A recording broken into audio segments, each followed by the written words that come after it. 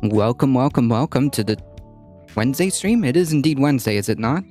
Thank you guys so much for joining. Sorry about that. I had to make a Mayhem Hippie. How's it going? I had to make a trip into town, and I took much longer than I thought that I should have, I guess. But nonetheless, we are here.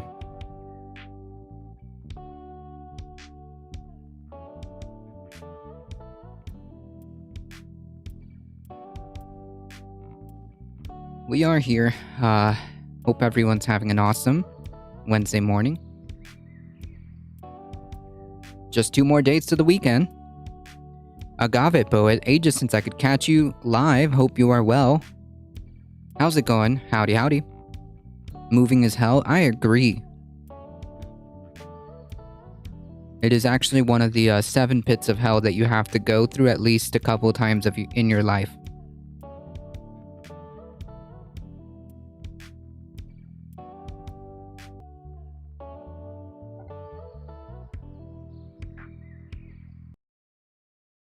Dante forgot that one. Yeah, exactly. Exactly. Funny enough, I actually just moved,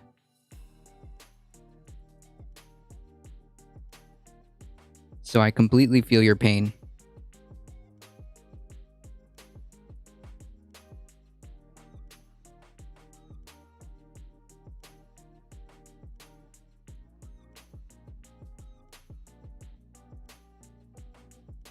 Stony Progressive, how's it going? It takes a week plus to center afterwards? Oh, yeah, for sure. We are nowhere near getting ourselves ready, you know?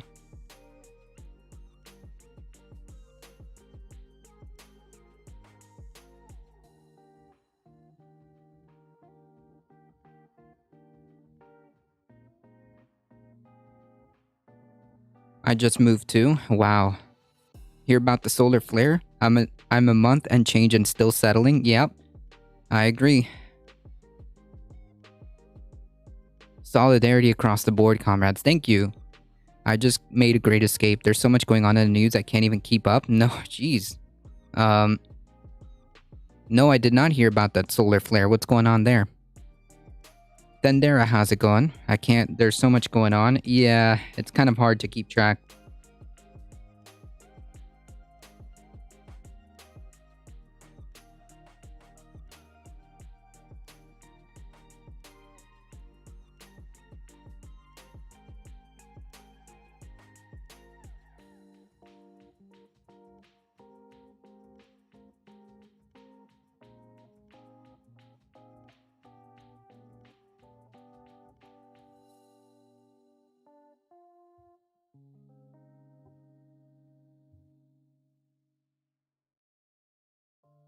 I just made my great escape.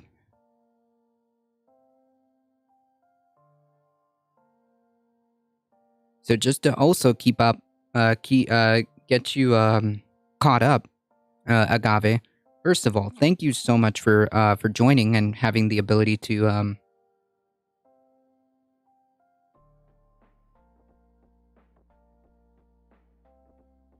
hang out with us today.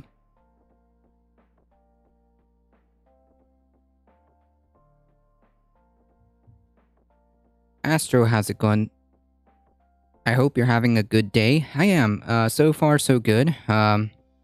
Yesterday was just horrible with allergies, but today not so much. Today's much better. Mister, how's it going? Today's definitely much better. Folks, is this okay? Can you guys see me okay? Is the audio good? Video good?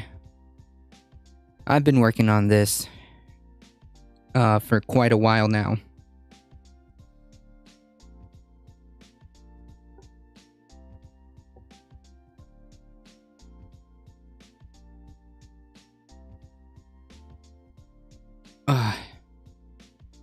Lise again. I also rarely catch you live, but here for the afternoon. Thank you so much. I appreciate that.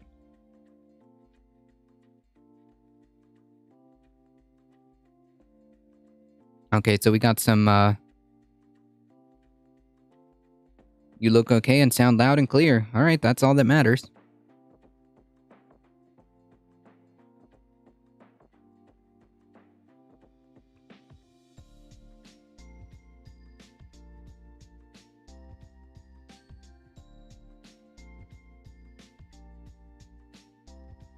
Well, I appreciate the support, and I'm glad you're here, Lisa.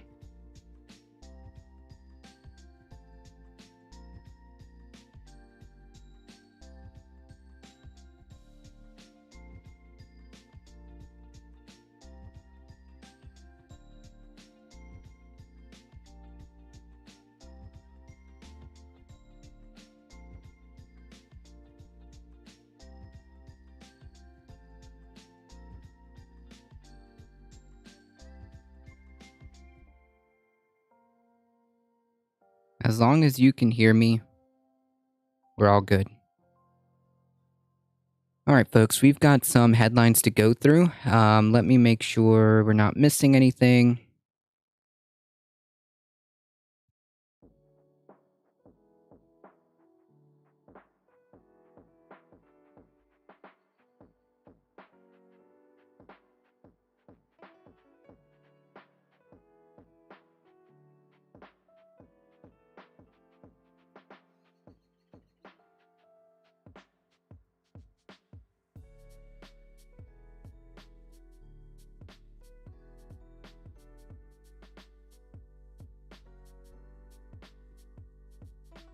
will you touch on Musk's announcement that he will return Trump to Twitter? Oh no.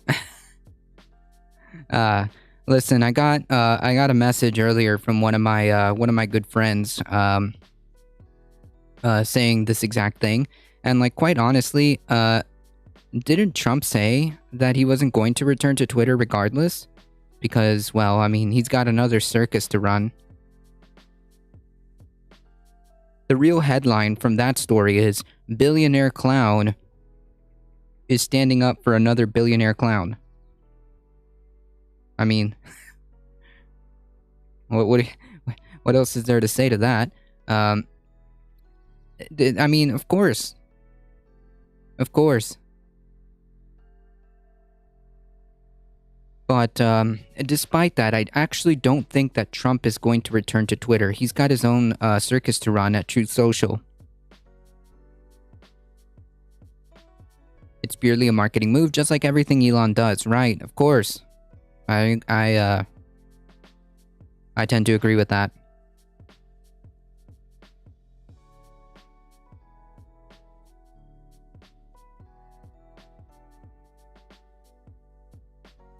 I'm not even sure that's newsworthy, to be quite frank.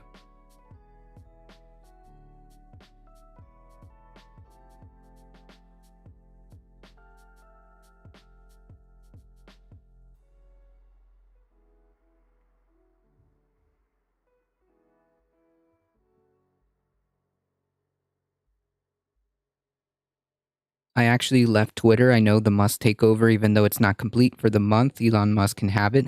Well, I mean, yeah, Twitter, to be quite frank, is kind of depending on which side of Twitter, it can be a cesspool.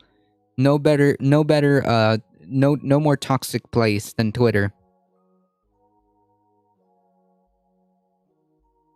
Elon makes it news so that conservatives come back to the platform. Maybe. Trump is such a narcissist that he won't be able to get back on Twitter if that door, even if the door is open. Yeah, but like I said, I mean, yes, but that's purely because he's got his own circus to run, you know? Twitter is both brilliant and horrendous, true. Most social media platforms are. Most social media platforms are.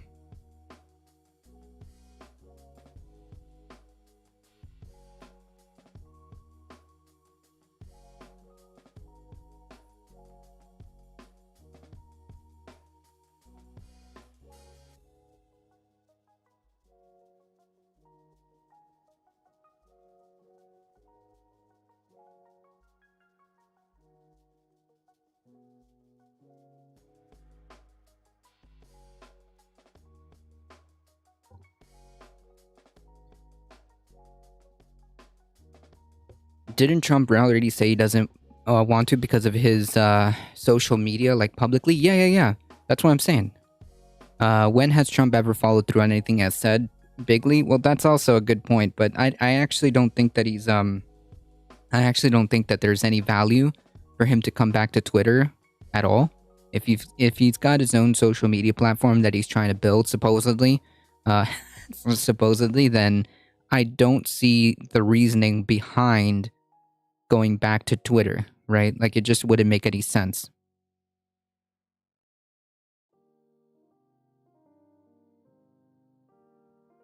Like I said, he's got his own circus to run. Have you settled in properly after your move? Not quite 100%, Astro. I mean, well, you can't see it back here. Maybe on Saturdays, you'll see all the empty, well, not empty, all the boxes over here. I mean, we've got a bed, a workplace down here. We've got hot water. We've got heating. We've got our garbage collection set up. We've got, I think that's it. What other utilities? We've got obviously electricity. We've got obviously internet. I mean, we're functional. We're good. Just a lot of boxes to unpack. Utilities and a bed are pretty sick, though. Yeah, that's it. We're like we're operational. How's the arm going? A little bit better, I think. I noticed that that yesterday and this morning, I could move my arm a little bit more than I have been able to. Like, 'cause still certain movements are very painful. Not quite there yet, but I see that some other movements are more, they're becoming easier to do.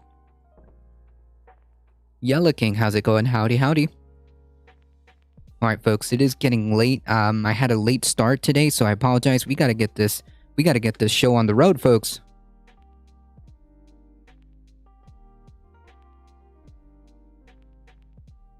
Alright. Good to hear. Thank you. I appreciate that. Alright, let's get some stuff going on, yeah?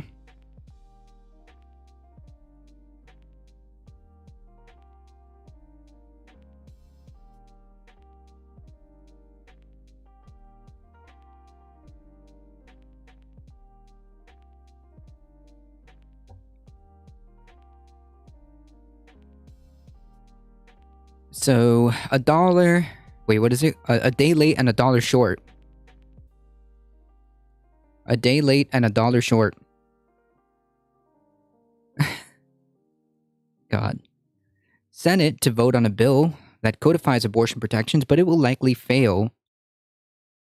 The Senate is expected to vote on Wednesday, today, on the Women's Health Protection Act, a Democratic-led bill that would effectively codify a right to an abortion. Like, I don't understand why. I think that we shouldn't be using this type of nomenclature, this type of, how should I say, rhetoric, framing. I don't know. Insert that terminology here. I just don't agree. I think that a better way of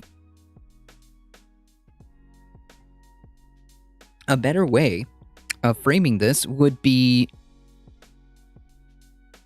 the Senate is expected to vote on Wednesday on the Women's Health Protection Act, a Democratic-led bill that would effectively codify a right to bodily autonomy. How does that sound?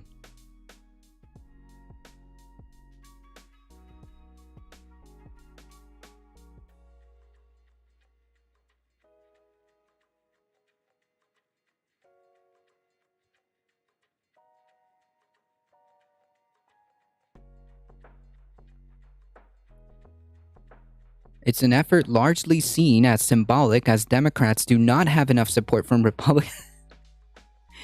What? Okay, really? No way.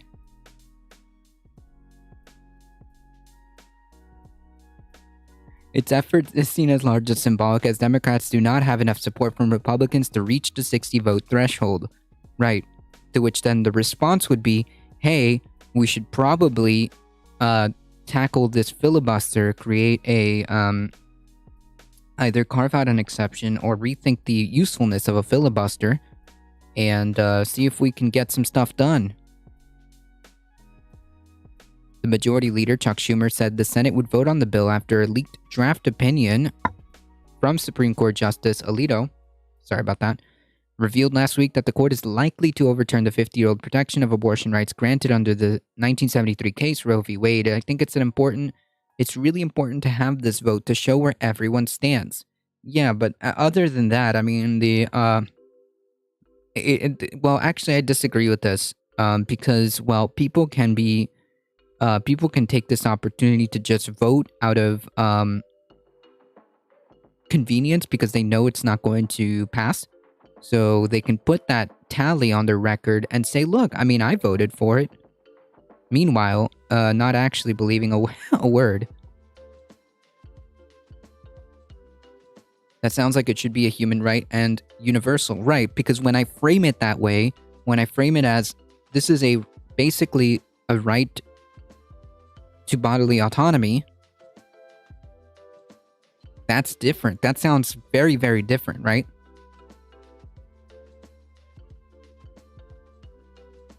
That sounds very, very different.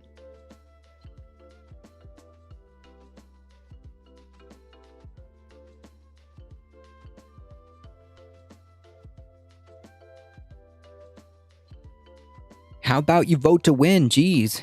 True. A very forced to vote energy from Schumer here. Yeah, it's performative. The outcome of the vote will play into voting in the midterms in November. Maybe. Because, like, the Republicans can say, look, we voted against this. This is voting our values. We voted against this unanimously. And close ranks to stop the radical Democratic, the radical Democrat, the radical demon rat party from killing,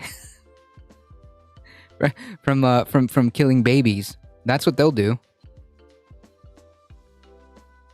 That's what the Republican leadership is going to twist that around, because they'll say, look, all of us voted unanimously against the demon rat machine.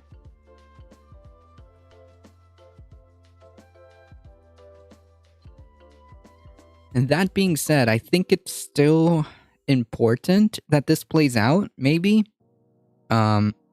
I just see it as largely performative, as the article just states.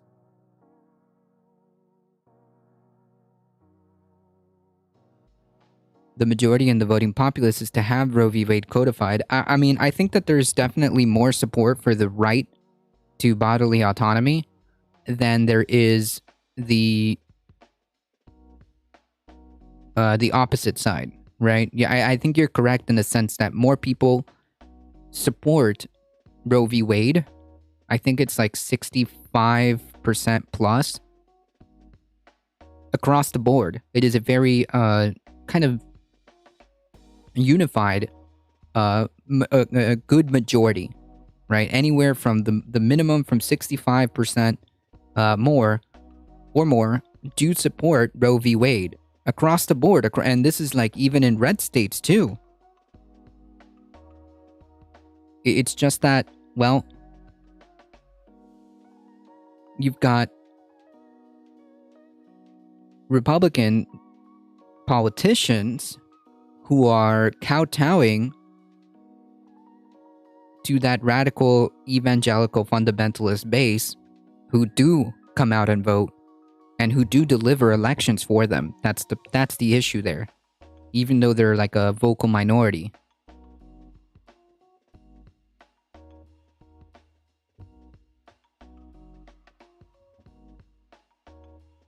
Quote, I think it's really important to have this vote to show where everyone stands. Yes and no. Well, I think it is. I mean, it's got to be done. It just seems so half-assed. If you can excuse my my language, it just seems so half-assed. And how do I know that every single person voting for it is actually for it? Because it's like it's a vote that you know is going to fail. So you can tout that as a political token, right? I don't know.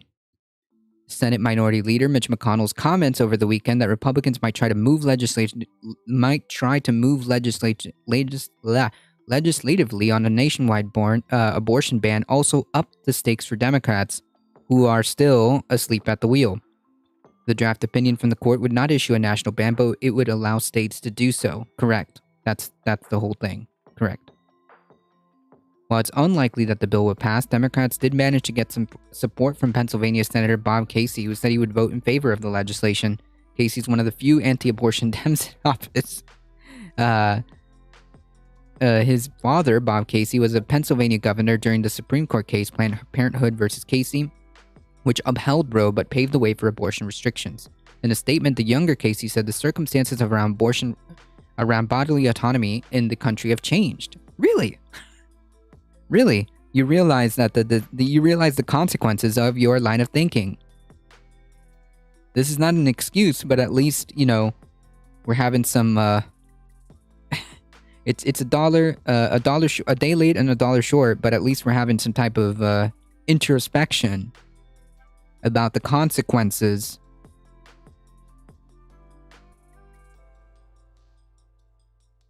I guess, is the most positive spin I can do on this one.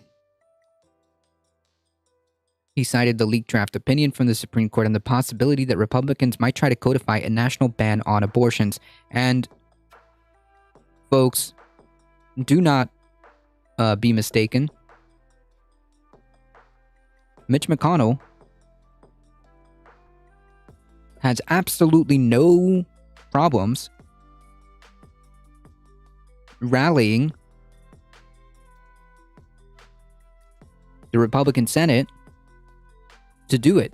So if and when, I should say, there's a Republican House, a Republican Senate, a Republican president, which will be, unfortunately, the stage could be set for something like that from 2022 and 2024.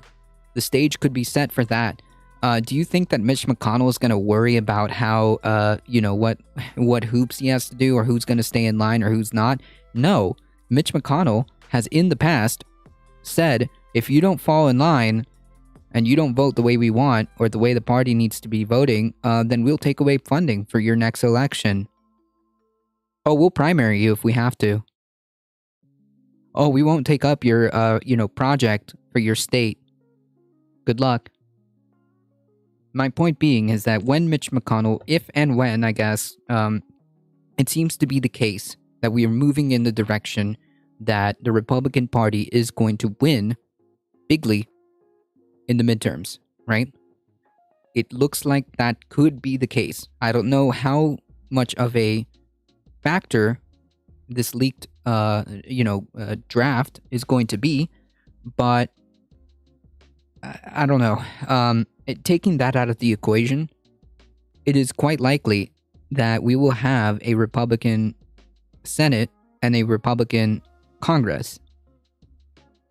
And if that happens, then it is more likely that there will be a Republican president in 2024. And do you think that Mitch McConnell is going to wait or have any, second thoughts? No way. Mitch McConnell is incredibly effective. Mitch McConnell is incredibly effective at getting whatever his agenda is done.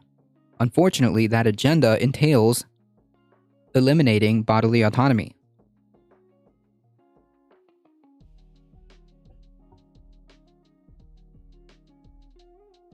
Mitch McConnell is not going to have an issue,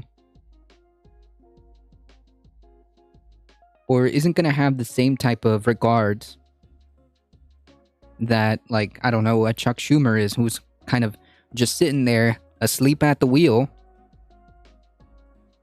President Biden, almost pretty much asleep at the wheel, not trying to marshal the Democrats in the House or the Senate, not trying to at least see what he can do to marshal them to see about maybe carving out exceptions to the filibuster.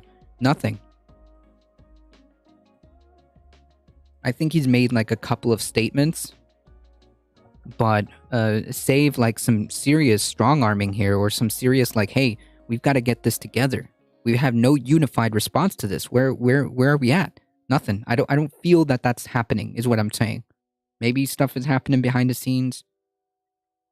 I don't know. But I don't feel like we're getting the sense of urgency.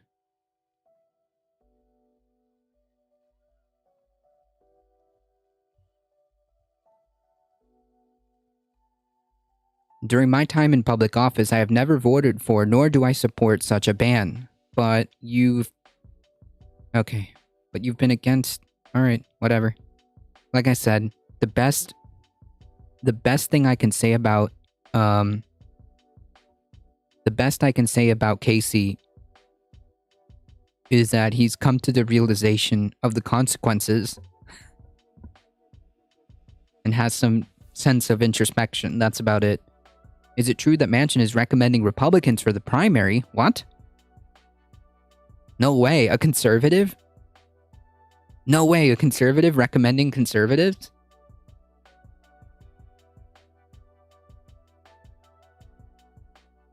Yes, I did hear about that, Astro. I'm just kind of being I'm just kind of being a sarcastic prick because if I'm not, then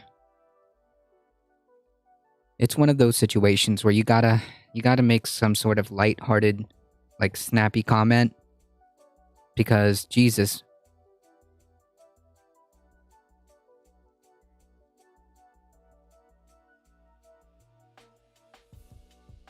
It looks pretty stark. Do you realize that many of us in Europe typo, it's alright. Many of us in Europe consider the Dems as quite right-wing and the Republicans as far-right. It is quite scary looking at what goes for reasonable discourse in the States. Hopefully, the type of Nina Turner, the types of politicians, I'm going to translate here, the types of like Nina Turner come into power soon and they look only for what's fair and reasonable, so confusing. Yes, I completely understand that. I agree, Thandera. Yes, that has been historically and recently the case too. Dem establishment currently supporting anti-choice candidates in Texas as well. That's right. They are going against what is her name? The progressive. I mean, anything to own the progressives, right? Cisneros.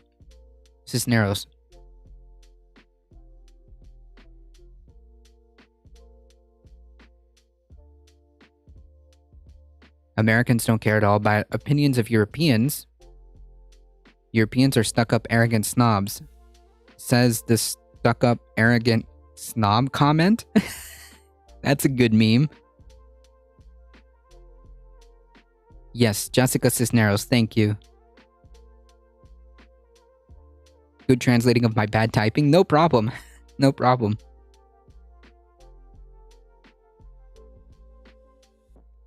Europeans are stuck-up, arrogant snobs, unlike us. What?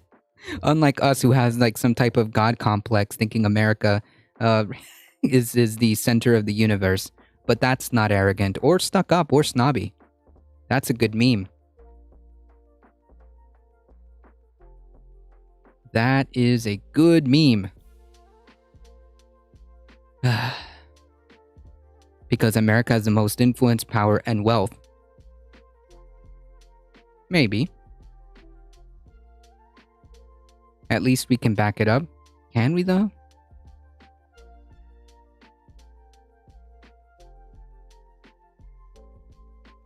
Anyways, that does seem arrogant, stuck up, and snobby. Jared Cardenas, send me that link via Whispers, please. Whether we can back it up or not doesn't make it any less snobby or stuck up. Europeans rely on NATO protection from America and they want to diss us. Who's dissing us?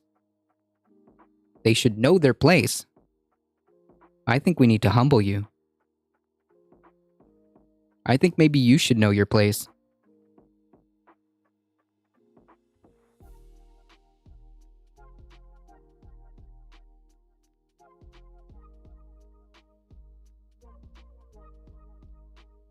I'm from Texas, but I'm moving very soon. Good luck, Jared Cardenas.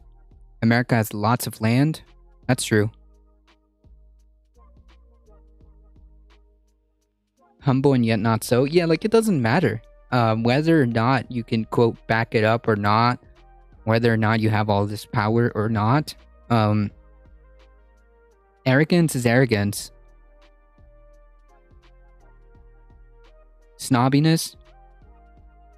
It's a bit of a... It's a bit off-putting, you know? It's off-putting. Maybe when you learn some humbleness, you can come back or something. I don't know.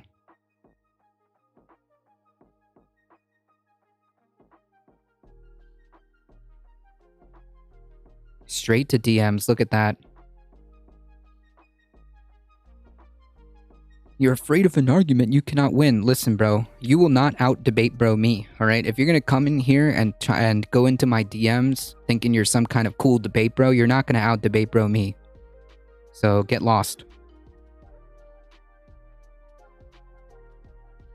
I didn't diss you and not all of Europe is NATO. I love America, but the far right in the States is scary, empowering idiots everywhere. Right, they didn't have an answer to my original question. Who's us? And I agree. I agree.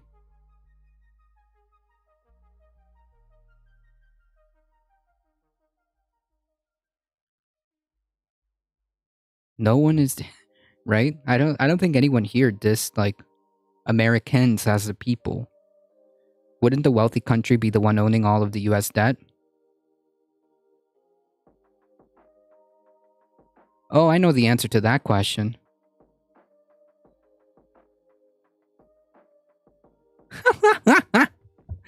You're not worth a debate anyways, loser. Goodbye. You see? Easy peasy, folks. Ah.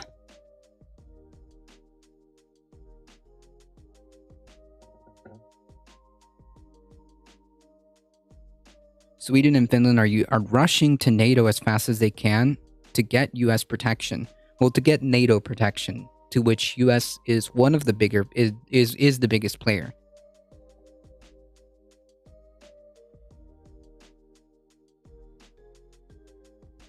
All right. Anyways, good meme.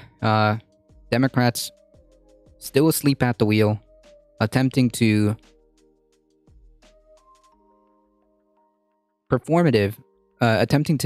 create some kind of performance by voting on a bill that won't pass.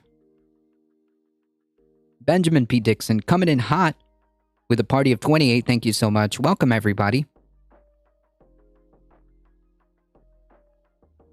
Welcome, everybody. Folks, if you don't know who we are a difficult truth. We do the news, we do the politics, Monday through Thursday, 9 a.m. Eastern Time.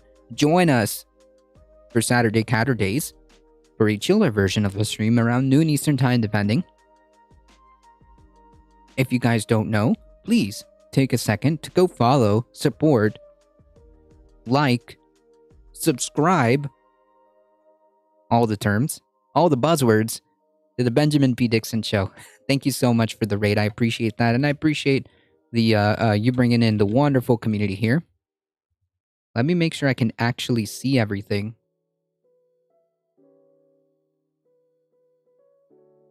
Okay, cool. I think my alerts and everything is working.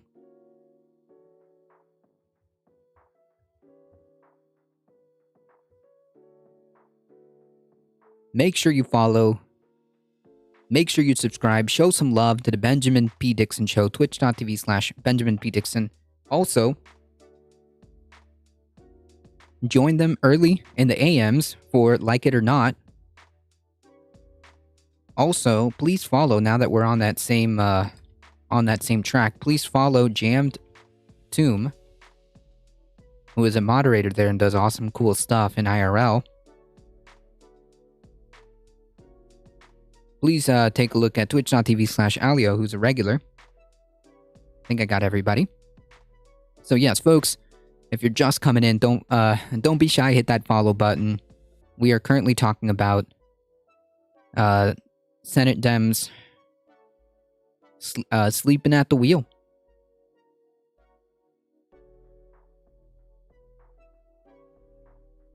The TLDR of this article, you guys came in perfectly at the first article.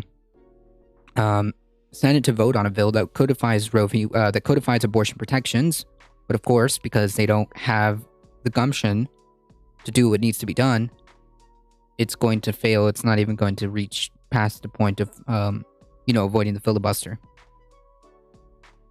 But you best believe that when Republicans get power, they're not going to have any of these problems. They're going to do exactly what they want.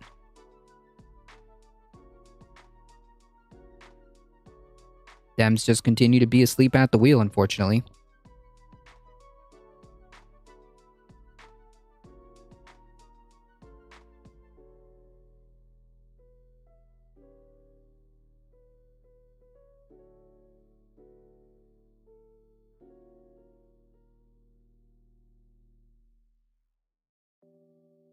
Alright, folks, moving on to the next story. Multiple fake electors cooperating in Georgia criminal probe of Trump's effort to overturn 2020. Prosecutors in Georgia investigating, oh, look at that, actual election fraud. Oh, man. Isn't that interesting how we always, how these folks always cry about some kind of weird, whatever, X, let's say X. X equals election fraud. And it turns out that they're the ones engaging in election fraud. That's kind of funny. Because of what's happening in the Ukraine, USA and Russia and UK agreed to protect Ukraine if they gave up the Soviet nuclear arms to the solution of USSR. Now Ukraine is being attacked by one of those signatories 25 years later. A Russia border country are afraid of Putin's intentions, and it's not likely the US or UK have not also backed out, have passed agreements, but politicians lie everywhere. Yet, I mean, that's a good TLDR, right?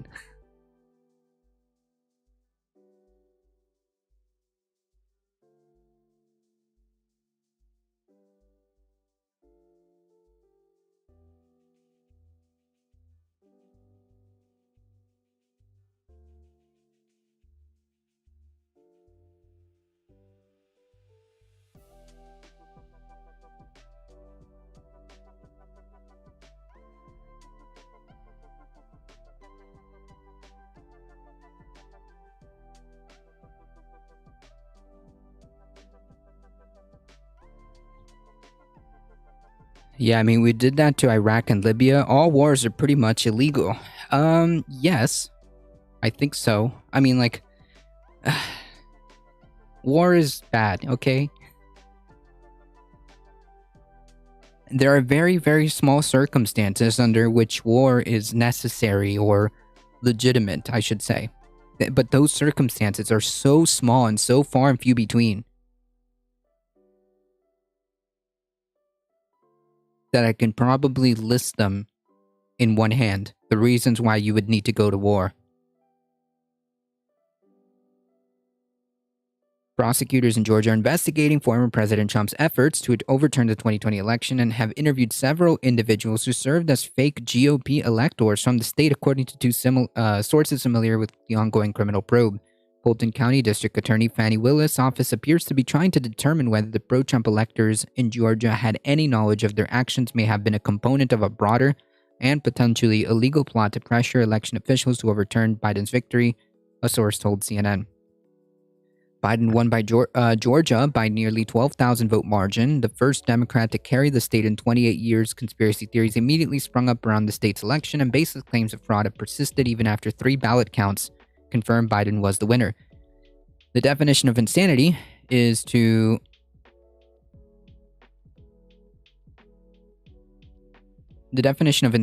count the same votes over and over again and expect different results.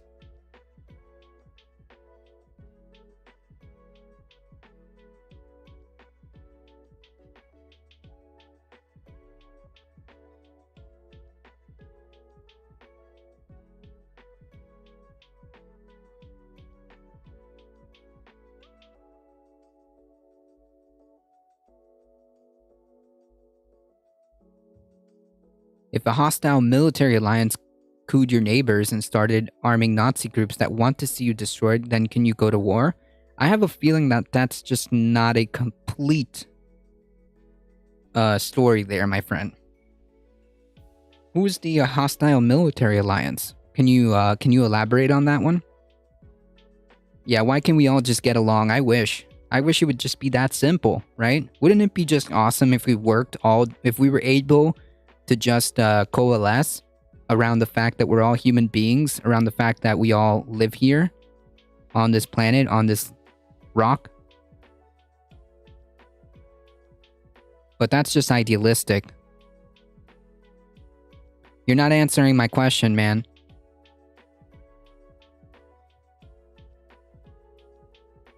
You're not answering a single question. You're trying to provide links.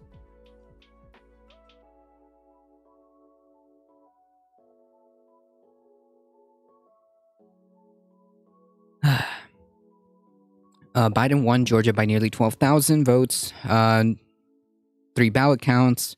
Losing Peach State was a stinging defeat for Trump, who spent months attempting to overturn the results, even pressuring Georgia's Secretary of State Brad Raffensperger to find the votes in a very perfect phone call. Yeah, the pro-Trump electors who have met with prosecutors, including the state's Republican Party chair, David Schaefer, were reassured that they're currently considered witnesses rather than subjects or targets in the investigation. Yeah, okay.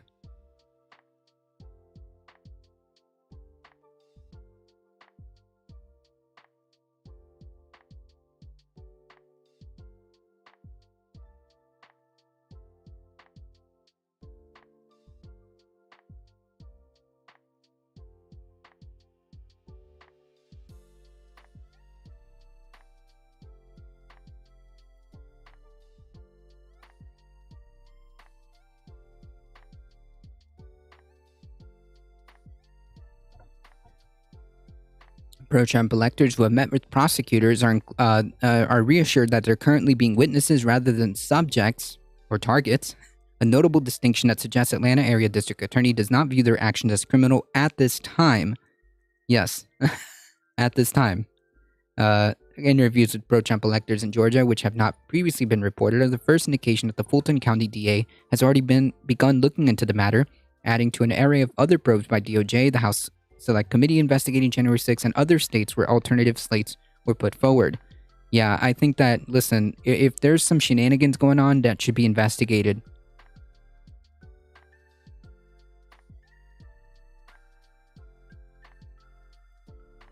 NATO members cooed the pro-Russian government in Kiev. Huh. Well, that's news to me. You think that NATO is a hostile military? Is that the hostile military alliance? That's interesting. Listen, I wish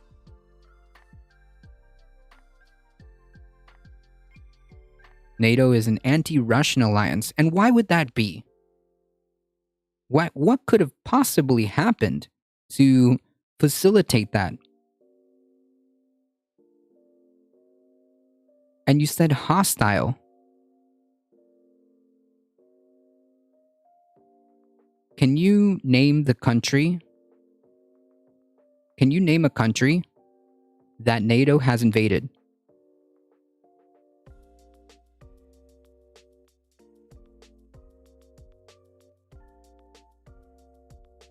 Really? Libya? That's interesting. I didn't know NATO as a organization invaded Libya. Jesus. I mean, I'm not good on foreign policy, but something doesn't quite add up. Yeah, Trump, the main example of humility. Deputy Attorney General Lisa Monaco told CNN that the Justice Department is investigating the fake elector scheme, and a grand jury in Washington recently issued subpoenas related to the fake electors and other matters. Right, so they had several pronged attacks to attempt to overturn the election, right? It seems to me that one of these paths is shoehorning fake electors, fake electoral college, electors, which is quite possibly the best argument to get rid of it.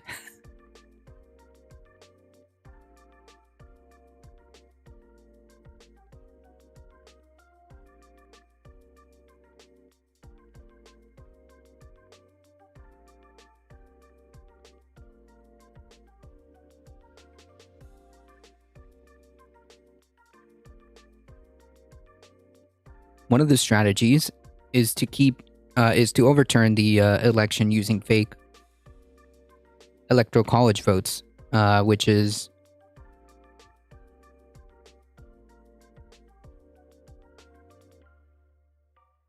only one tier of what they tried. The second one was to, bring up court case after court case after court case and try to not stall is the word I'm looking for, in the official count to see what else they could do. And the third one is, violence.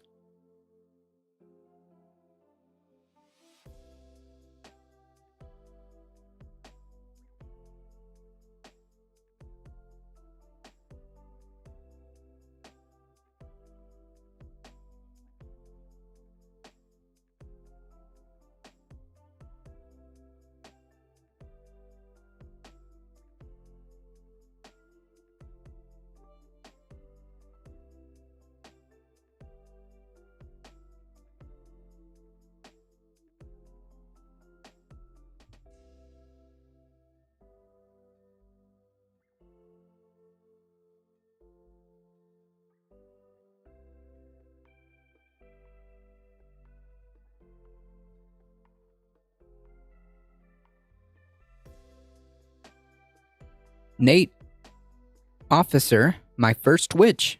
I don't know what that means, but howdy. Alio coming in hot with 10 biddies. Thank you so much. It wasn't NATO, it was a US-UK alliance, not NATO. I'm not a fan of NATO, but as far as I know, they have not yet invaded anyone. Yeah, that's my point. He said exactly correct. That's why I said something sounds a bit fishy, right? I'm not a foreign policy expert, but something isn't adding up, you know? You're not a professor, CIA, or politician. That is all true. That is all true.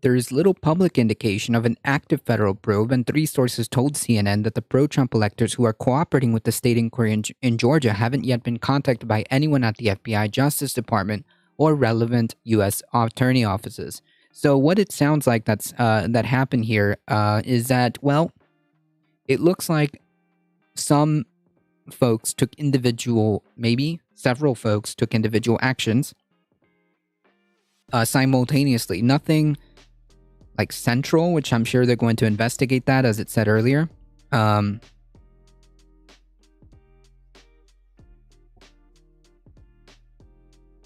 certainly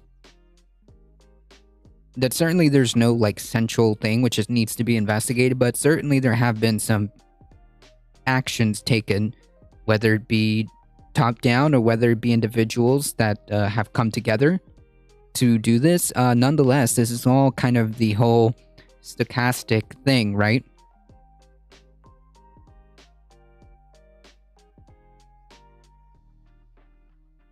When you continue to perpetuate the lies that, you know, your election was rigged and that you need to fight for your country and that you need to save America and all this other stuff, then yeah, it could lead individual folks to take actions like this, like become, you know, fake electors, which again only tells me that the Electoral College is quite fragile and not very democratic.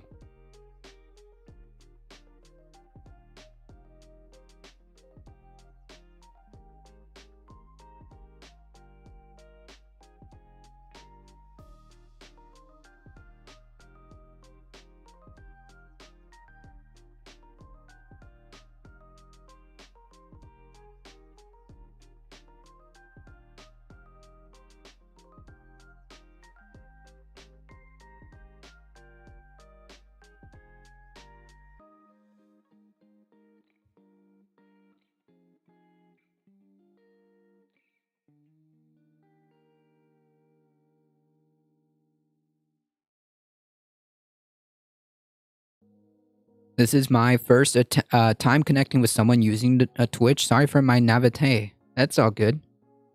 Welcome.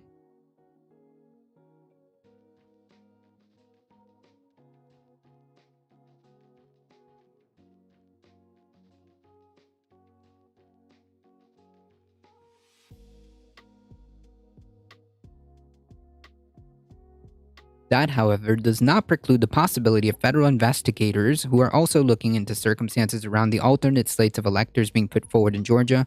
The sources acknowledged. Willis told CNN last week that her team is looking into the fake Electoral College certifications that Trump backers put forward in Georgia as a part of a broader probe into the former president's conduct in Georgia following the 2020 election. This all stemmed from that very perfect phone call. But she offered few details about how the issues fit within the larger investigation. We're going to look at anything connected with interference with the 2020 election. I've allowed that to be a broad scope, not just the former president's phone call that you played there, but other things that indicate that there may have been interference with that election to include fake electorates. Willis added that is of interest to my office. In that same CNN interview, Willis said that she didn't have concrete plans to coordinate her investigation with any potential inquiries from the Department of Justice. What their investigation would be is obviously election fraud that may have occurred at any place in this great country. Mine is much smaller. A big investigation, but much smaller. I'm only looking into election interference in the state of Georgia, and more specifically, things that they asked for around that call that occurred in my county, Fulton County.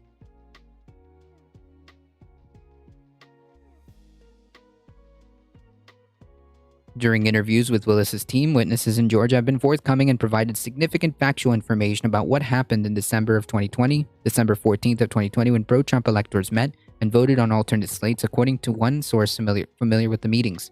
CNN previously reported that Trump campaign officials led by Rudy Giuliani oversaw efforts in December 2020 to put forward illegitimate electors from 7 states that Trump lost, including Georgia. So that's suggesting that maybe there is some type of coordination, but unclear. More investigation is necessary.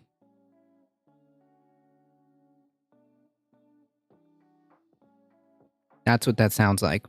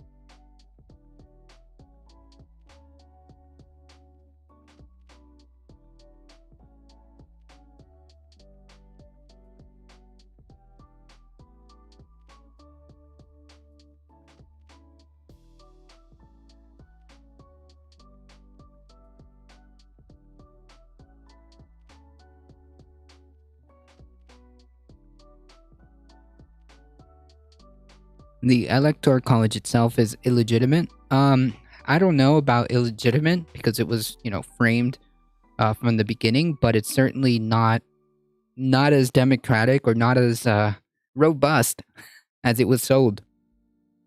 Trump's rally sounded better. Same super nonsense of Donald Trump, perfect MAGA party, Biden, and liberals are leftists, and leftists will kill America.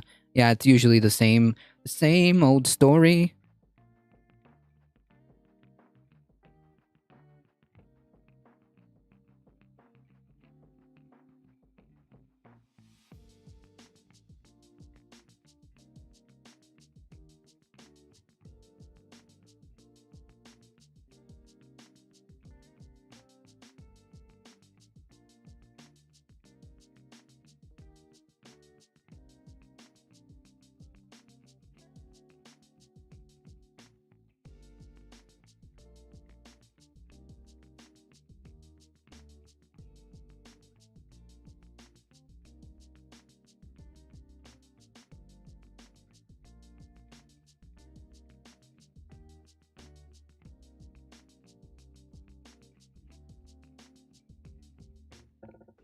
So TLDR is that this seems to be going to be broader, and I hope more investigations are done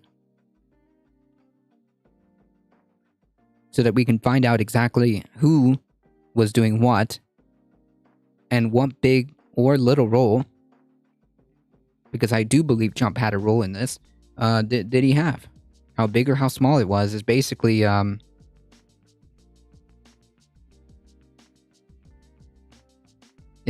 the question here. Speaking of which, this should be a perfect, oh, hey.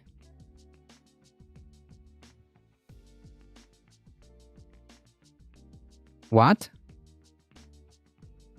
There we go.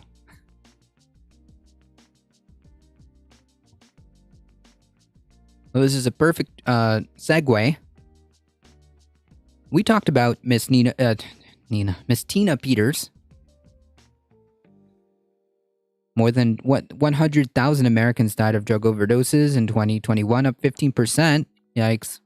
The sobering tally reflects changes exacerbated by the pandemic, lost access of treatment, social isolation, and more potent drug supply. That's a sad news. That's a sad statistic if so. Judge rules Tina Peters can't oversee Mesa County's upcoming elections. She's running to oversee Colorado's election, but Tina Peters will not be allowed to run elections in Mesa County, where she's the clerk. Yeah, conflict of interest and whatnot. A judge on Tuesday barred Mesa County Clerk and Recorder Tina Peters, an outspoken proponent of baseless election conspiracy theories, from overseeing the county's primary and general elections in 2022. Thank goodness. Honestly. Thank goodness. Because this is another aspect of the plan, right? You gotta have multiple contingencies. One of them being that you can get people who believe these wild, baseless claims into positions like Secretary of State, where they can oversee elections.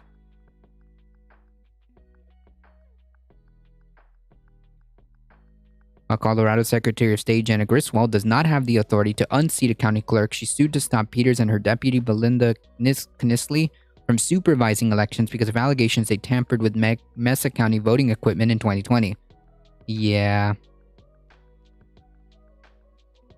That goes without saying. That should disqualify you immediately. District Court and remove from your job. District Court Judge Valerie Robinson supported the Secretary of State's petition, saying Peters and Kinsley have committed neglect of duty and are unable to perform the duties of the Mesa County designated election official. Correct. Brandy Bance, the county's election director, will now oversee the upcoming elections. Peters and Kinsley both face criminal charges for allegedly interfering with the county's Dominion voting system software in an attempt to find proof of voter fraud. Court documents say they gave an unauthorized person access to the technology, which resulted in confidential software passwords showing up online. Jeez. These clowns, I'm telling you. Master Cat, thank you for the follow. I appreciate that. Welcome. Oh, no, not the Twitter. Mesa County subsequently ordered new Dominion equipment to use in future elections. Earlier this year, Griswold's office presented Peters with an option to oversee the 2020 elections under certain terms, including supervision while accessing election equipment. Peters rejected that offer. Yeah, I wonder why. I wonder why. Sweet, I'll be back to check this out. Hey, thank you so much. I appreciate that. You can also join the YouTubes and check the VOD out, you know?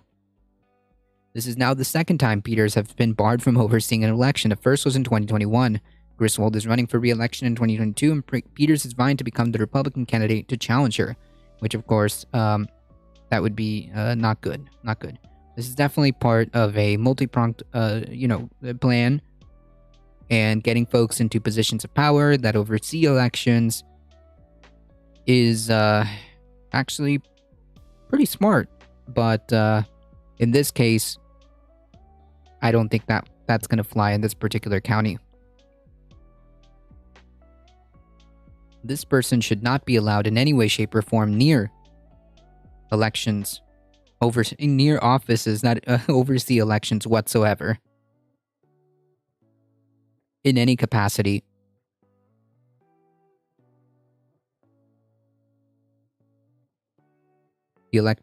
The Electoral College data indicates ND vote 1 for 253K, California 1 for 70K. It's not fair. Yeah, I understand. It's just not. There's more significant problems with it, especially like, first of all, it doesn't even do the thing that it's supposed to be doing. I don't know if it even like you said, I don't even know if it's like considered fair. And on top of that, it is unbelievably fragile, where we're having investigations 2 years later because folks decided to shoehorn in fake electors.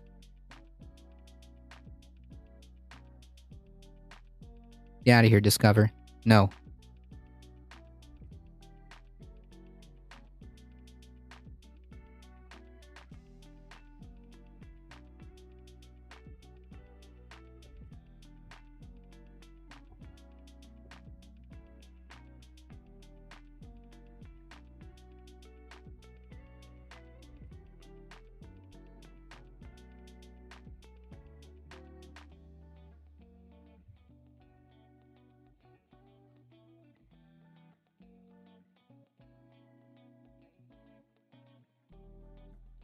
That only adds to unfair representation. Yeah, I agree. It should be very simple. One who wins the popular vote is president. I mean, we do that for every other federal election. We do that for every other state, local.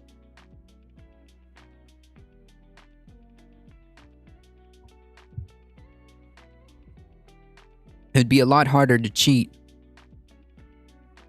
when you have an election that says you won by what, 6 million votes, 7 million, 10 million, 8 million, I don't know, 12 million votes, 5 million votes. It's very hard to cheat.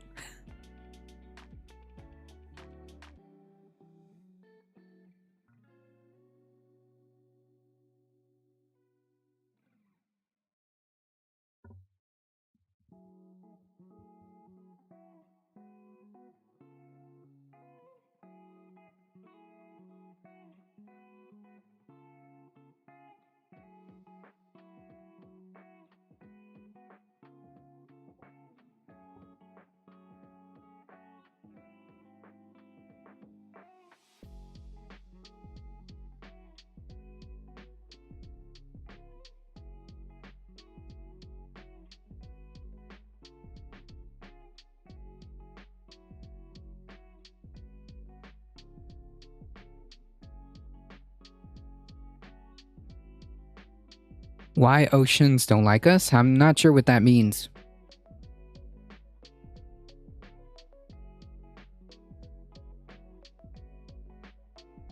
Humans are causing the ocean to lose its memory. You mean why the ocean doesn't like humans? Because we're destroying it. That's why. Humans are causing the ocean to lose its memory. Study shows it's almost as if the ocean is developing amnesia. And of course, it does elaborate on what that means. And it's certainly not good. It's not a good thing. Earth's oceans are feeling the wrath of human-induced climate change. Glaciers are melting, sea levels are rising, and reefs are dying. Now, according to a new study, the sea is losing its memory altogether. Unlike weather, which can change wildly and rapidly day to day, Earth's oceans usually only have slight changes throughout the week. This persistence is called colloquially memory and is related to the thickness of the ocean's top mixed layer. Similar to how a thicker mattress provides better cushioning, a thicker sea surface layer allows for better memory because of thermal inertia at play. But as global warming increases and ocean temperatures rise, that top layer thins out, and like the thinning mattress, the support, or in this case, the year-to-year memory, weakens. It's almost as if the ocean is developing amnesia.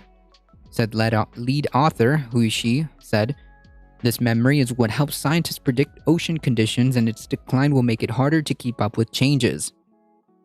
Study co-author Fei Jin, a professor at the University of Hawaii, Manoa, said that this, along with random fluctuations that have been found in sea surface temperature, suggest intrinsic changes in the system and new challenges in prediction under warming. Yeah, this is just yet another explanation of domino effects that we are only but discovering as we continue to do business as usual, as we continue to destroy the environment.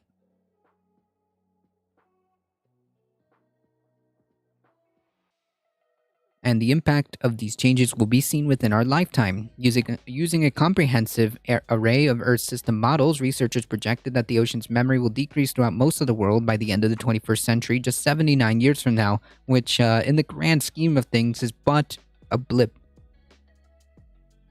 At the time, models suggest that some regions will have ocean memory reductions up to 100%, which is wild.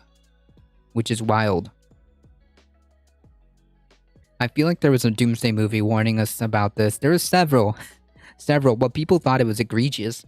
But maybe not so. Maybe not so, because the ocean is a massive, massive, massive factor in the whole climate change equation, right? The ocean is a huge variable and a very, very important one. If we can't predict what exactly is going on, or if it shifts so rapidly that there's no time to adapt or adjust, that's not good.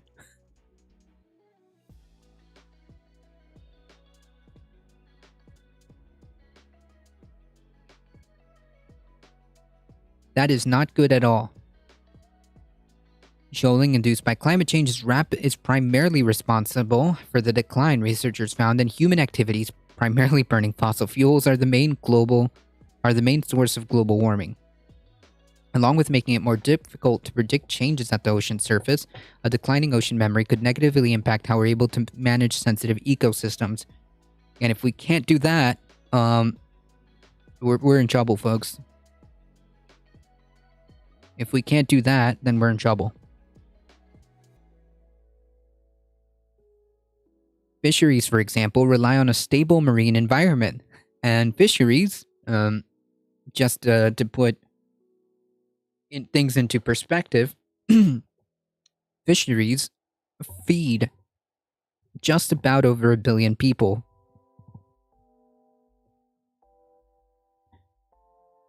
Then condition estimates could become more unreliable. The research study also says that it could impact marine life populations that are adapted to more constant environmental conditions. Unstable ocean conditions can also influence temperature, precipitation, and extreme weather events around the world. Yeah, that's a tad bit of a problem.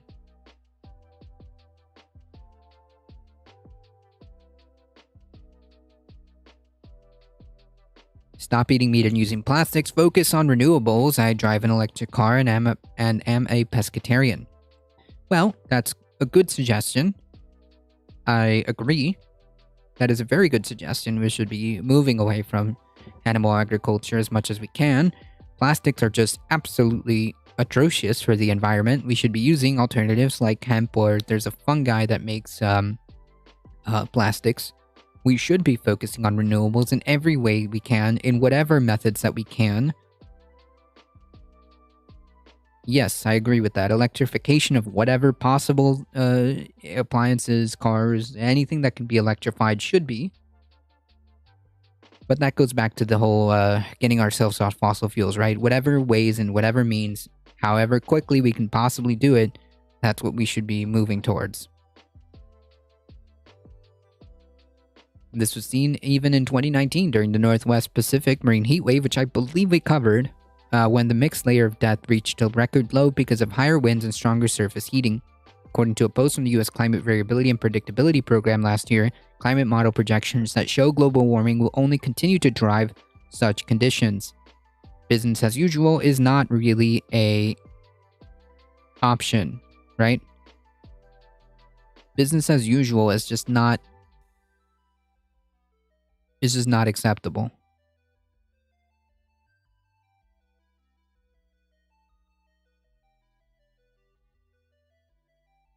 Gotta change the system so we can live our lives without destroying the planet. Anything we can do as individuals is good too. Oh yeah, 100%. Dimesh, 100%. Let me move myself. Well, maybe I could just leave myself here. I don't know. Yeah, probably better.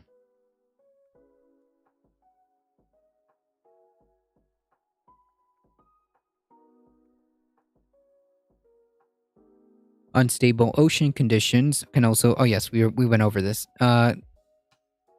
Continuing to do business as usual is not acceptable.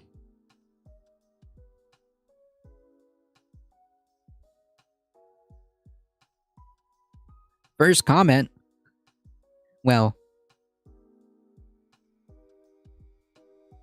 I'll say this. First comment to say first comment. How about that?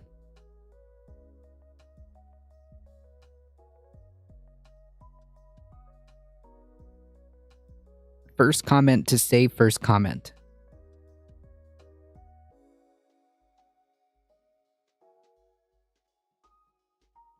That's also true. First comment for you. That's right. How's it going, Dr. Dragon Rider? Hope you're doing alright.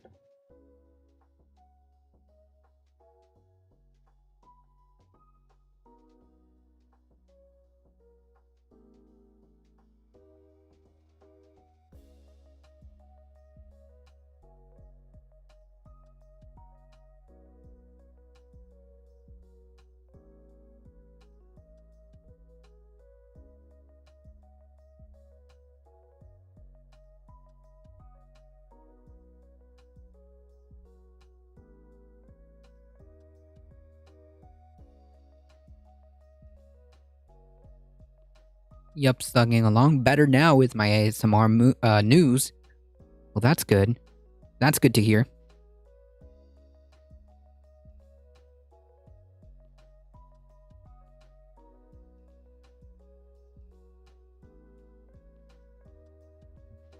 Not to be preachy, but greed is fueling the use of fuel the use of cows in the car companies. Well, greed is at the center of it, isn't it? Uh, Greed is at the center of it. The only reason we're in the position that we are and are incapable of kind of coalescing uh, around a robust response to this crisis is because of greed. The only thing I would say is that you're just preaching to the choir, but you're right. At the end of the day, it is fundamentally greed, which is incentivized sometimes, well, a lot of the times, not only just incentivized, but kind of a necessary aspect of capitalism. Yep, that's right. Pirate Ninja, necessity is above greed for the cars. People have to commute to work, and ship public transport forces them to use cars, right?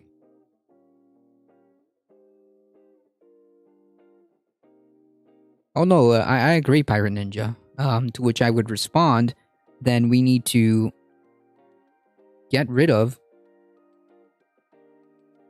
all those subsidies and stuff like that. Make public transport good. Invest in public transportation so that becomes more feasible, right? Because I completely agree. There is there is the system in place, the way we run things right now, kind of forces you in a lot of cases to have a car. It's not really an option.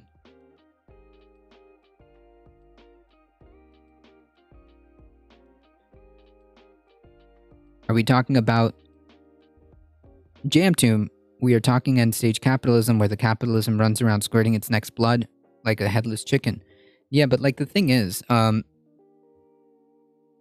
it's just like, yeah, I think that's a good way of describing it, I guess. I was thinking more of a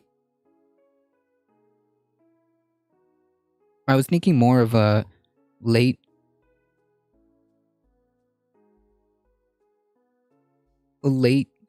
Monopoly game where clearly only one person is like set to buy everything, where one person is clearly set to own the whole board, and everybody starts getting really irritated because they're being squeezed. They're being squeezed out of every resource that they have. And then you come to the horrible realization that even your universal basic income isn't enough.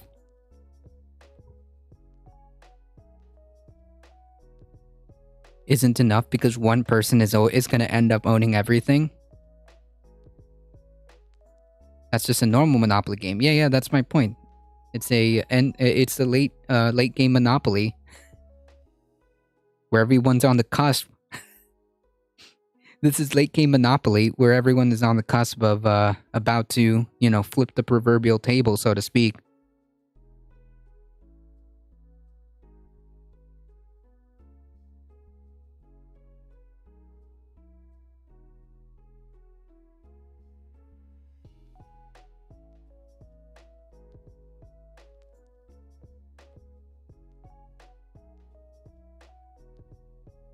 Yeah, and usually people get very angry and flip the table at that point. Good public transport only works well in dense urban areas. In rural communities, it does not work. It just depends, It just depends. We got to do what we can with the tools that we have, with the time that we have, and in any ways that we could, we should,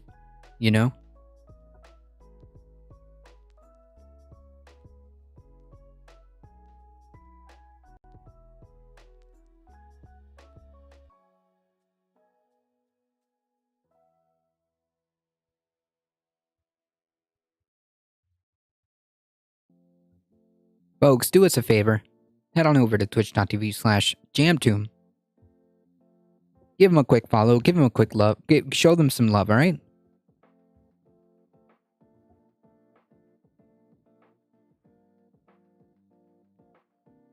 All my Monopoly games end in me ranting about capitalism and always play something more. Let's play Risk instead and take over their companies. That's funny. That's hilarious. Well, I mean, Monopoly was originally made to show the problems with capitalism.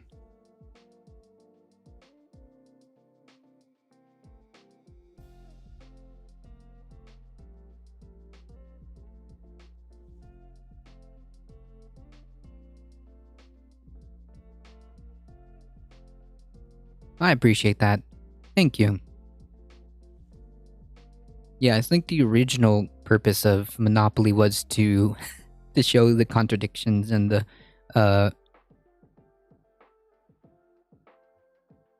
show, the problems with capitalism. I'm sure car companies like in Monopoly discourage public transportation. Yes. Yes, because car companies are companies that are designed to make profit, but we can move in directions where we don't have to use gas-powered cars. We can provide subsidies. For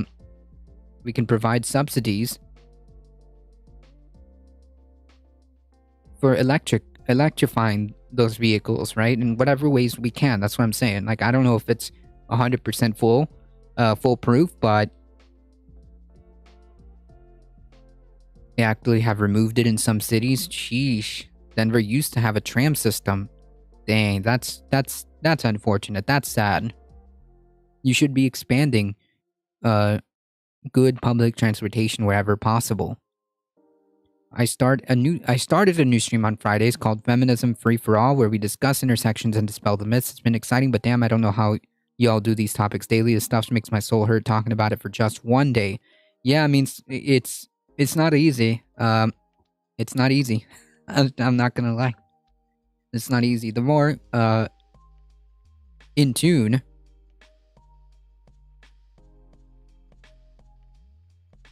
it's interesting now watching him put light rail in and spend who knows how much redoing the lines. I mean, hey, that's cool.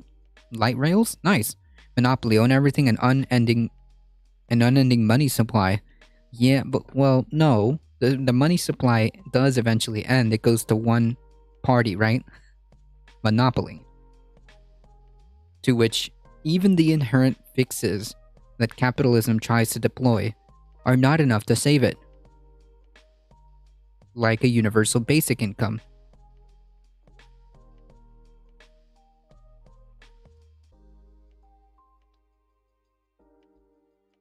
Light rails is cool, minus being like $7 per ride. Sheesh. I mean, ooh, that gets expensive now that I think about it. Yikes. How many auto industry jobs would disappear with public transportation? I don't know. But like, I don't see it as a sufficient enough argument to not do it.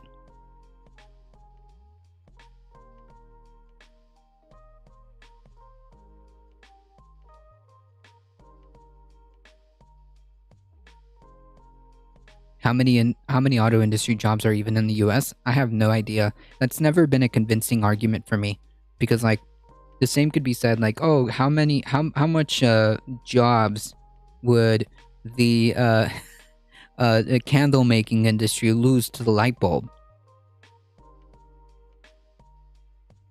How many candle manufacturing jobs did we lose to the light bulb? Like, I don't know, dude. We need to progress.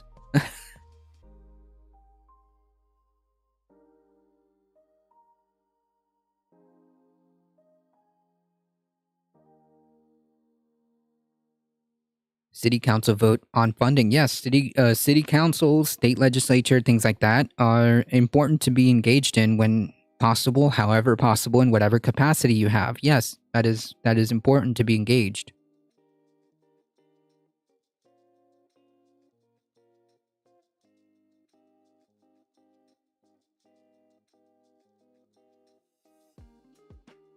You Lobbyists are paid to steer votes. That's true. If you let computers proliferate, think of the poor typewriter repairman, right? How many jobs are we going to lose? In the typewriter industry, if you allow computers to take over, you can make this argument with anything, right? Capitalists don't see reason; they see money. That's right. They see profit. Whether it be profit in in this case, in this iteration, is money. Yes.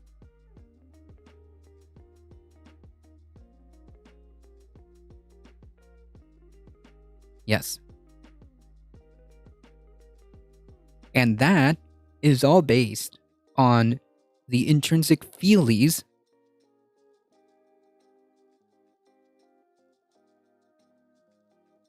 of folks who own the means of production, right? And that is all intrinsically revolving around feelies.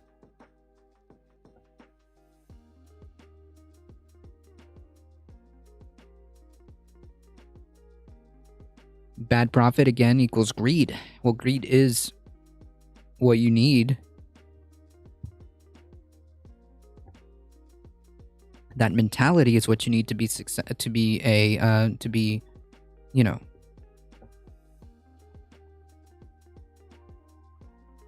a billionaire or whatnot. You need to have that mentality by default.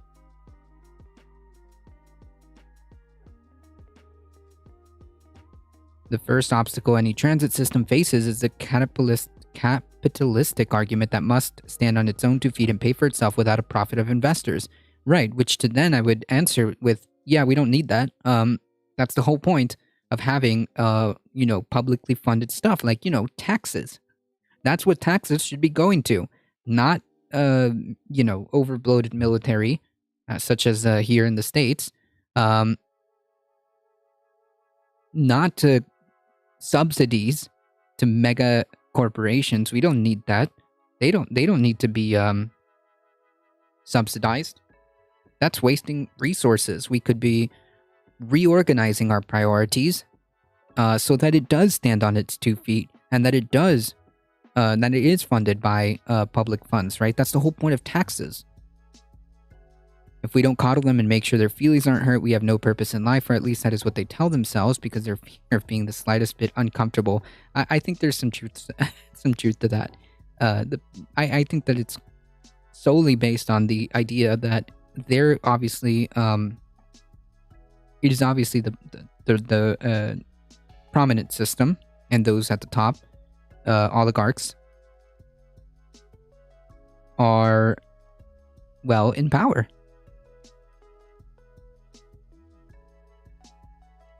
And just don't want to, they can't fathom a scenario when they're not. They can't fathom a scenario where they're at any risk of being, put down a peg.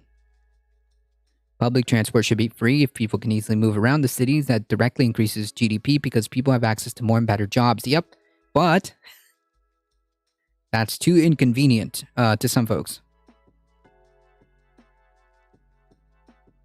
10 million auto industry jobs is big profit. Is it though? What about 10 million auto industry jobs creating electric vehicles or electric trucks to revamp our transportation? How about that? How about them apples for jobs? I think that the fact that money creates people that fear everything and can't handle the slightest discomfort is how neoliberalism got so deeply entrenched, because those at the top convinced a good deal of those at the bottom to fear the same. Maybe.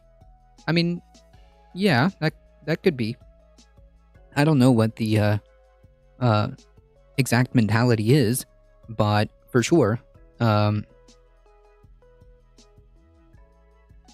problem here is that we reward, subsidize, incentivize greed.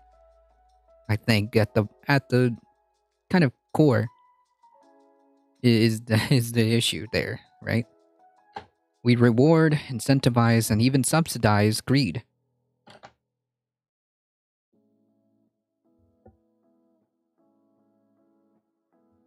So 1 in 33 work in the auto industry in the US. Cool. So let's reorganize and say, instead of building, gas powered cars, then we build electric transport. Not only just electric transportation, but like trucks and stuff like that. We innovate and get as much as possible electrified.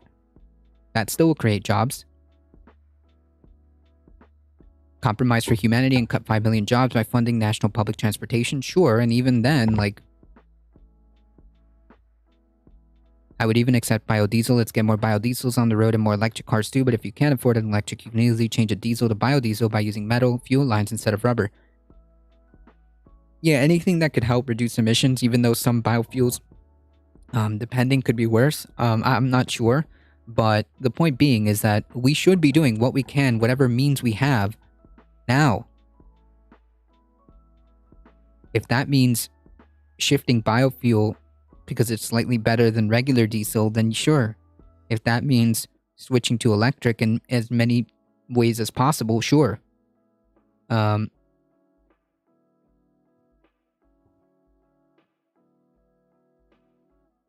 Also, to that response, I would say, well, somebody's got to build the public transportation system.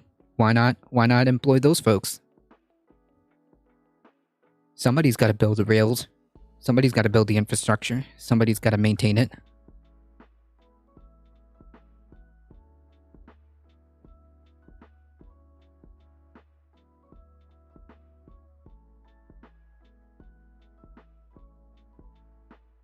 Ideally, that would be the case, but in some circumstances, we gotta make decisions, right?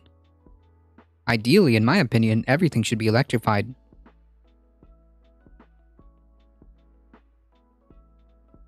But I understand that also, if we can't, then we gotta choose the best option.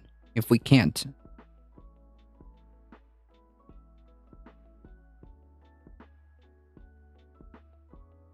An example would be, I would rather not shut... I would rather a nuclear power plant to remain operational than shutting it down and making a coal-fired plant, right?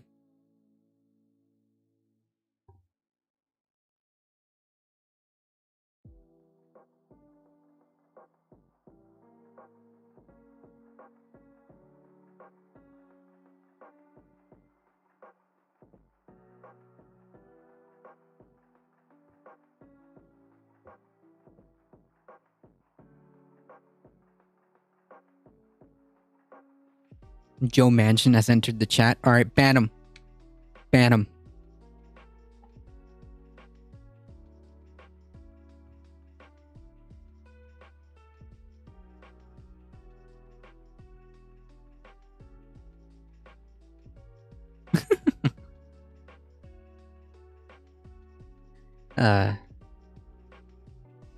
Anyways.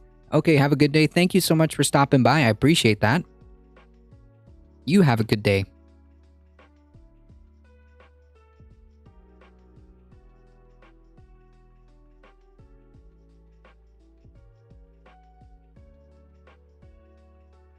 Last word is to go back to nature. I agree. We should be taking lessons from nature.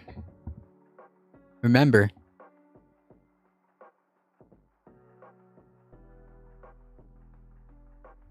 we depend on the ecosystems, animals, plants, all that. We can also work on technologies around biodiesel that wouldn't have been explored that will make it safer. I don't want to be using anything harmful, but we have to get off the oil. I agree. We have to get off the oil teat. I agree. Whatever ways and whatever meaningful ways that we can do things within the time that we have, the tools that we have, should be done. I mean, there's no if and or buts about it. If there is something that we can do that pushes us forward, then that's what should be done, and that's what I will advocate for. I think that's reasonable. I think that's reasonable.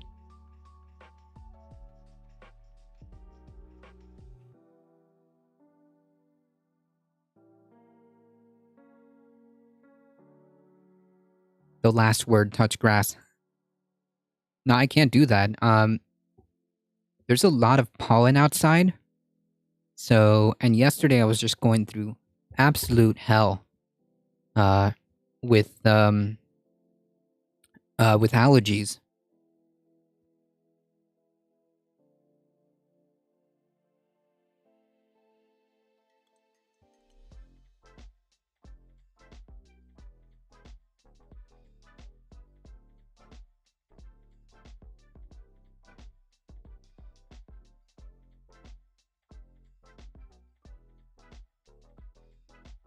Jam Tomb, thank you so much.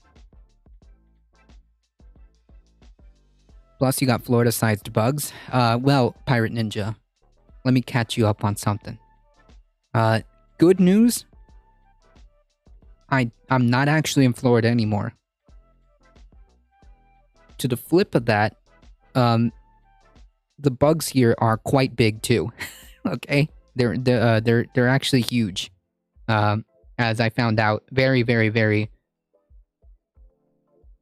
recently. Bugs are quite big here. All right.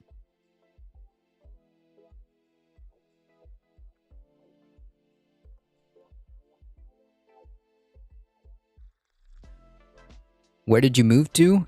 Some part of Georgia. Some part of Georgia where I could actually afford to live. I can't. I almost basically can't live anywhere in Florida. I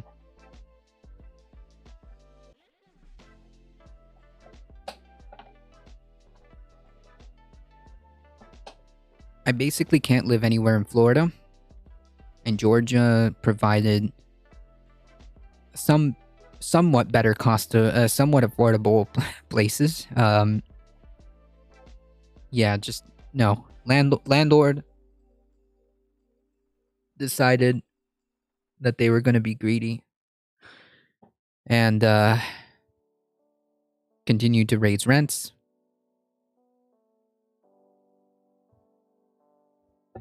A literal 2-1 apartment, exact same scenario, exact same blueprints as ours, upstairs, rented for $2,100 a month, if you can believe it. $2,100 a month.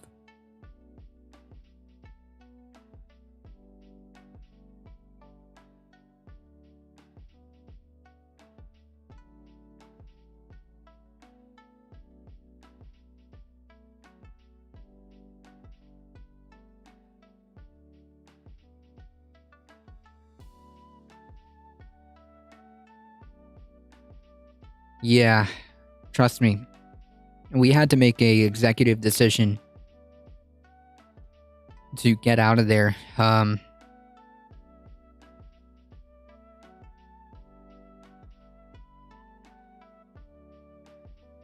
live with my parents, but good God, if I didn't, I would be so effed. Yeah, we've got. I have. There's 2 full-time working adults here. Myself and my girlfriend, my partner. It is not possible without 2. It is not possible. Both of us have to essentially be working full-time.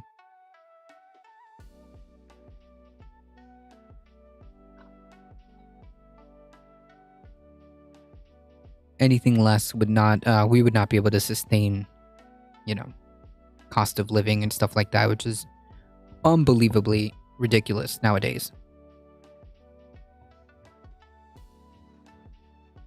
Otherwise, that would be the next choice, right?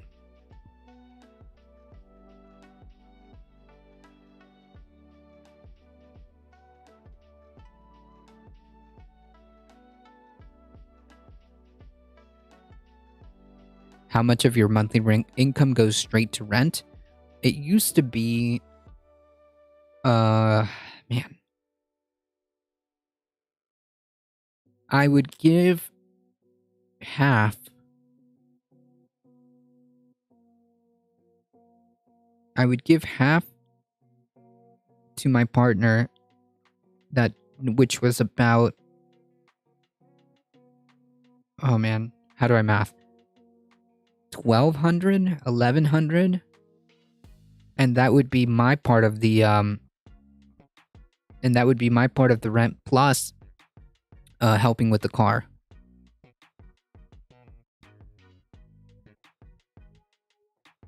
That if it's over 33%, homelessness increases drastically as that number goes up. Yeah, it's not good.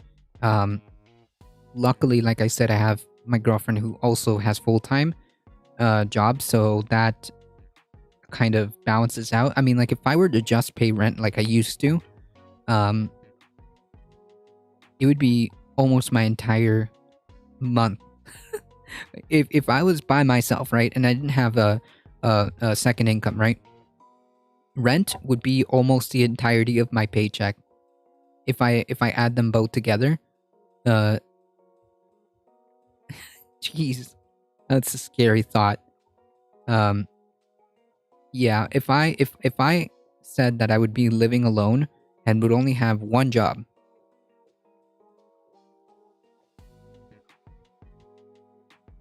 and I had to pay rent that I did before, because rent was what, 1,700? 1,700 and increasing.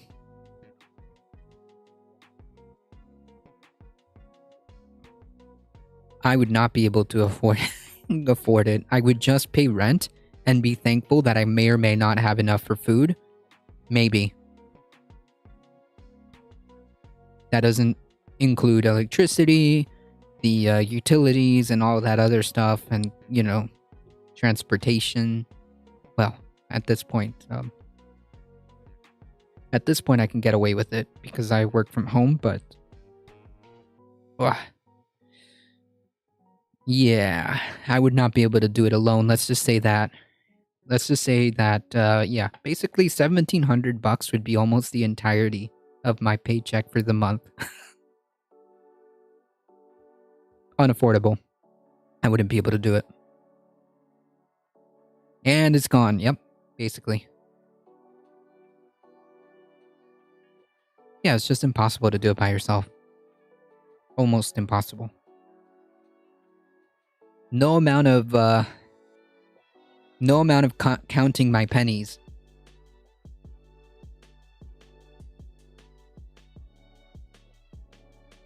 No amount of financial responsibility. I cannot budget my way out of that. There's just no way. The most educated generation in history talking about making rent, and that might be all so much wasted potential on all of us. I agree. Like, we should have a universal basic income so we can solve cancer and world hunger. Even then, like, UBI isn't always the end-all be-all. It just kind of keeps the game going for a little bit longer, right? It depends on how it's deployed. It's depending on how it's deployed.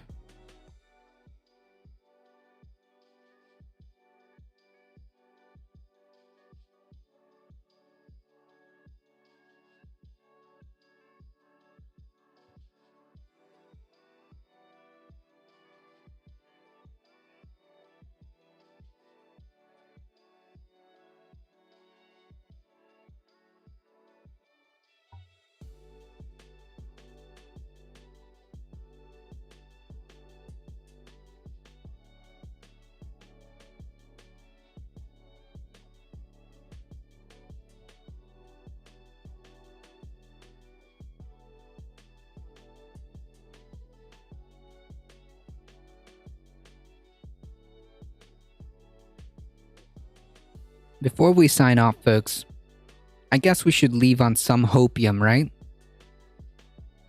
I forgot to put this one up here.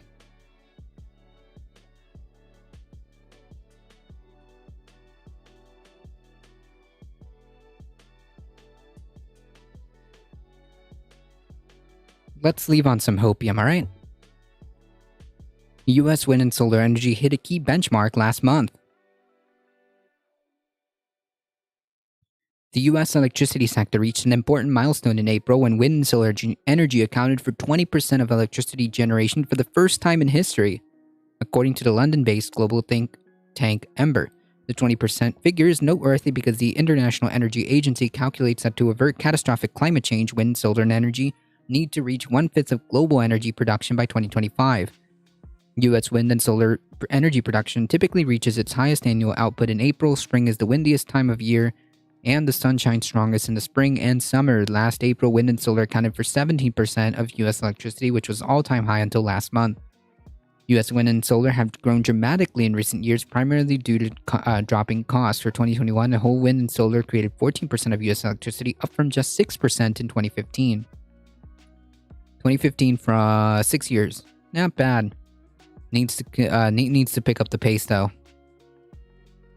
We need to pick up the pace. We need that, but like times 2, times 10.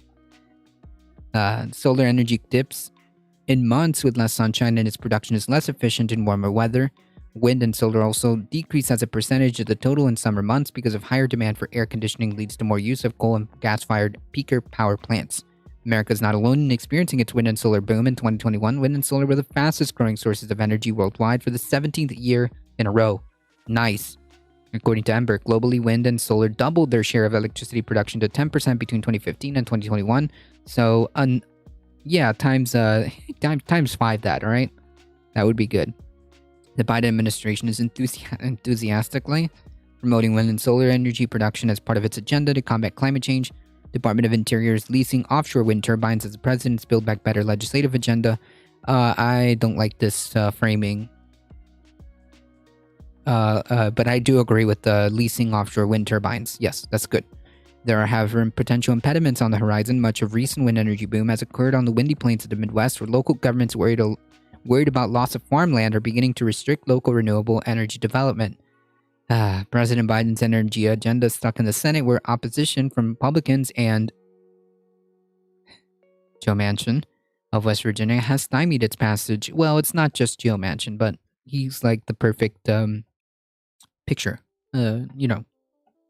He's like the perfect picture because, yeah.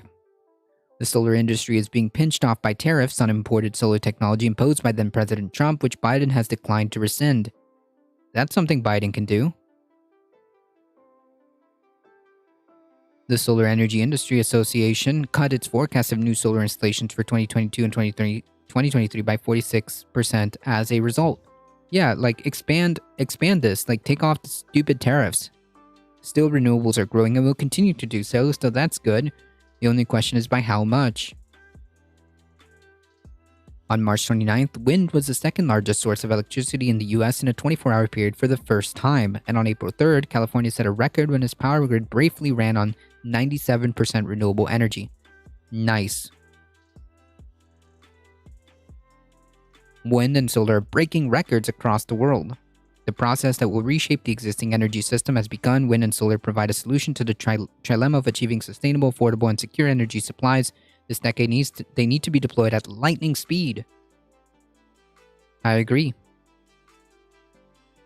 But nonetheless, that's a bit of a nice hopium, I guess. Just to kind of get a glimpse of what's possible.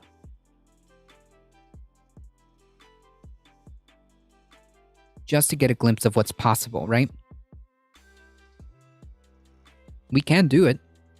We can decouple ourselves from fossil fuels in as many ways as possible. There are alternatives available. It's just a matter of having the will to deploy them. Folks, unfortunately, that is all the time I have today. Thank you so much for joining. If you guys enjoy the content, don't forget to hit the follow button. It really does help us out. And head on over to our YouTubes. All right, take a second. Hit the big red subscribe button.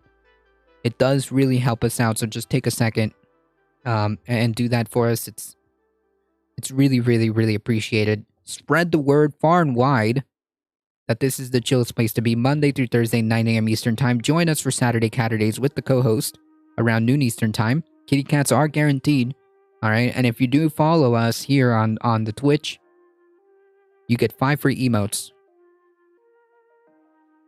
One of them being Bakita the cat. I mean, I'm just saying, you get a free kitty emote for hitting the follow button. I'm not saying, but I am saying. All right. Thank you for having us. You have a good one. You have a good one. Thank you so much for joining. I appreciate that. As always, folks, thank you for all the support. You guys are what makes this channel grow.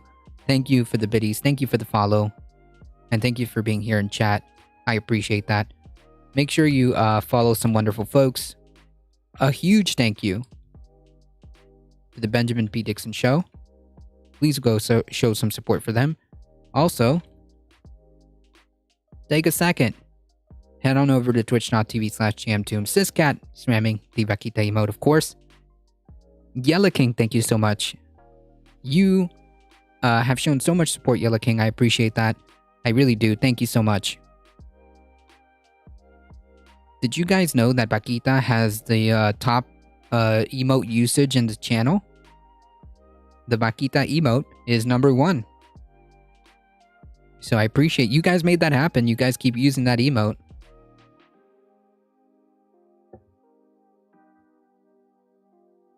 As always, folks, thank you so much for the support. Please stay safe. Please take care of each other. I love you all, and I hope to see you guys in the next one. See ya! What is that? There we go. Messing up my own outro there. Vaquita is our queen. True! Thank you, Yellow King. I appreciate that. You know, we haven't seen Idan in quite a while. They do great work, alright? Let's go show some love to Idan.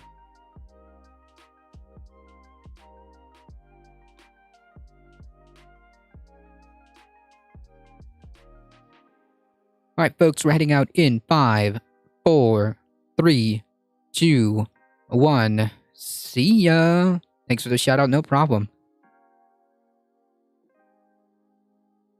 See you tomorrow, folks.